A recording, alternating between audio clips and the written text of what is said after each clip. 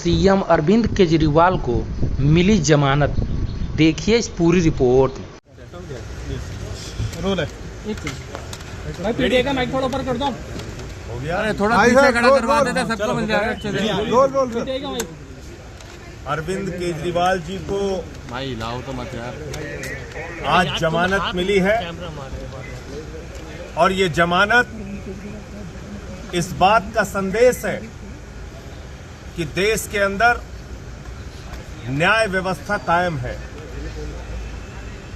एक झूठा, बेबुनियाद, फर्जी तथ्यों के आधार पर केजरीवाल और आम आदमी पार्टी की राजनीति को खत्म करने के लिए जो मामला बनाया गया था, भारतीय जनता पार्टी के द्वारा बनाया गया था, बीजेपी की सरकार के द्वारा बनाया गया था, आज उस अभियान पर, उस मुहिम पर, उस गंदी साजिश पर न्यायपालिका का तमाचा पड़ा है।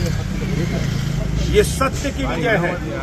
हम बार बार कहते हैं कि ये तथाकथित शराब घोटाला, इसका न सिर है न पांव है।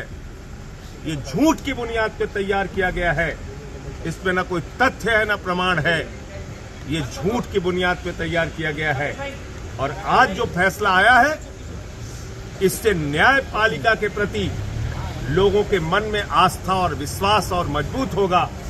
आज जो फैसला आया है, इससे देश के लोगों में खुशी की लहर है, दिल्ली के लोगों में खुशी की लहर है। आम आदमी पार्टी का एक एक कार्यकर्ता इस फैसले से उत्साहित है। अभी मैं केजरीवाल जी के परिवार से मिला। उनका परिवार, उनके बच्चे इस फैसले से बहुत खुश हैं। हम सब लोग आनंदित हैं।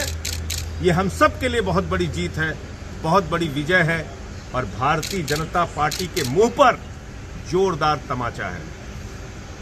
मैं समझता हूं अब जरा सी भी शर्म है तो बीजेपी को और मोदी अमित शाह को ये झूठे केस बंद करने चाहिए और जिन लोगों को फर्जी जेल में रखा है उनको सबको बाहर करना चाहिए। संजय जी, ईडी ने अपोज किया था बेल को, वो अपील भी नहीं सुनी गई है कोर्ट में। इसलिए कि उनके पास कोई तथ्य नहीं है, इसलिए कि उनके पास कोई प्रमाण नहीं है, इसलिए कि उन्होंने झूठ की बुनियाद पर सरकार के दबाव में ये केस बनाया है।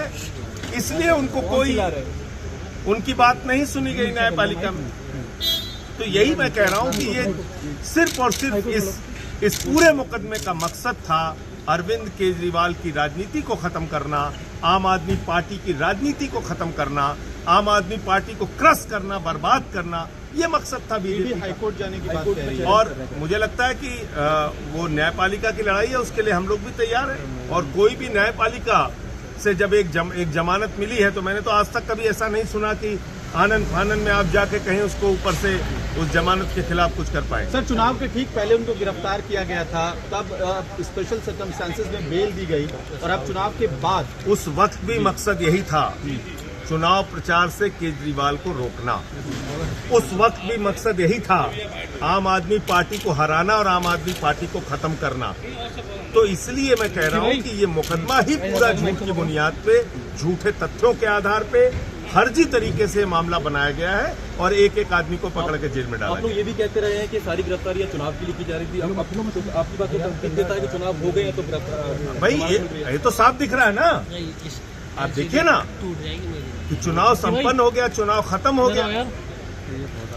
अब दूध का दूध, पानी का पानी होगा। न्यायपालिका भी तो चीजों को देख रही है ना, न्यायपालिका भी तो देख रही है कि कैसे झूठे मामले बनाए गए हैं पूरी तरीके से। बीजेपी अभी भी करोड़ों के घोटाले की बात कर रही है। देखिए, बीजेपी, मैं कहता हूं इस धरती पर पूरी दुनिया में सबसे भ्रष्ट पार्टी का अगर नाम है तो है भारतीय जनता पार्टी। भारतीय जनता पार्टी के लोगों को, प्रधानमंत्री नरेंद्र मोदी को भ्रष्टाचार का भा बोलने की भी हिम्मत नहीं है। जितने देश के बड़े बड़े भ्रष्टाचारी हैं, सब प्रधानमंत्री मोदी जी के साथ हैं। जितने देश के बड़े बड़े भ्रष्टाचारी हैं, सब आज भारतीय जनता पार्टी के साथ हैं। चाहे वो अजीत पवार हो, छगन भुजबल हो, नारायण राणे हो, अशोक चौहान हो, हसन मुशर्रफ हो, नवीन जिंदल हो, हेमंत बिस्व शर्मा हो, मुकुल राय हो, जनार्दन रेड्डी हो, जितने भ्रष्टाचारी सब आज बीजेपी के और